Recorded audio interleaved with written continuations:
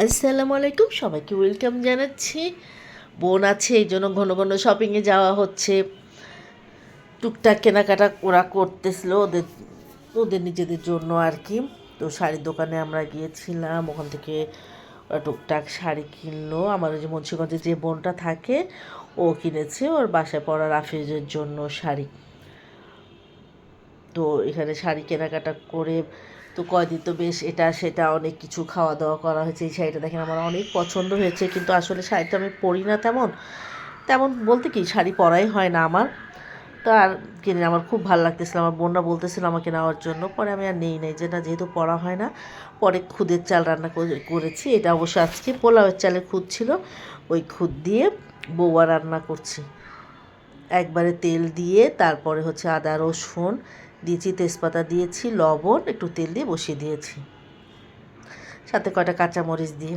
এই দেখেন বৌয়াটা হয়ে গেছে, এত দ্রুত হয়ে গেছে, আমি মনে হয় একবারও নাড়তে হয় নাই, ঢাকটা দিয়ে ঢেকে দিয়েছি, পরে এটা হয়ে গেছে। এর মধ্যে চাপা শুটকি মাছের ভর্তা করব, ভর্তা বলতে ভুনা করব পেঁয়াজ দিয়ে। গত কিছুদিন আগে খেয়েছিলাম, অনেক মজা হয়েছিল। তো এটা একটু ঝাল ঝাল করে শুকনো মরিচটা বাটা হয়েছে, এই যে মাছগুলো সব আমি দিয়ে দিয়েছি, একটু পরে কাঁটাগুলো সব বের করে ফেলবো। আস্তে আস্তে দেশি রসুনের কোয়া দিয়েছি, এত মজা হয়েছে। এটা আবার অনেক ভাজা ভাজা করতে হয়, তবে সুন্দর একটা শুটকি মাছের ফ্লেভার আসে, খেতে দুর্দান্ত, মানে মজা, একদম অনেক মজা। এই যে ভর্তা করেছি, ঝাল পেঁয়াজের ভর্তা, ধনেপাতার ভর্তা, পেঁয়াজও, তারপরে এই যে শুটকির, চাপা শুটকির ভর্তা, আর দিকে বৌয়া তো রয়েছে। এই দিয়ে আজকে আমরা খাওয়া দাওয়া, দিকে পটল ভর্তাও করেছিলাম। ডিম ভাজতে চেয়েছি, পরে বোন নিষেধ করো, ডিম ভাজা লাগবে না। এর মধ্যে ভাবলাম একটু নাতিটাকে দেখে আসি, কয়দিন হয়েছে যাওয়া হয়নি, আর এরা বারবার ফোন দিচ্ছে যে আসো আসো, খালামণিরা আসো।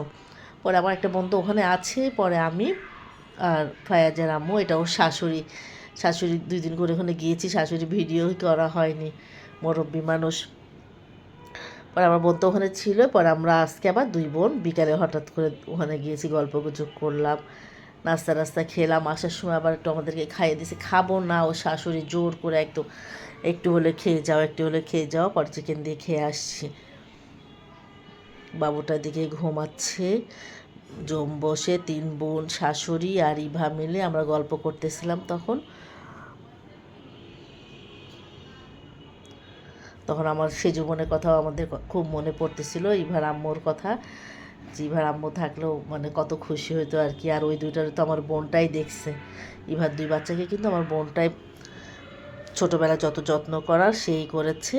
সবাই ভালো থাকবেন, আল্লাহ হাফিজ। এরা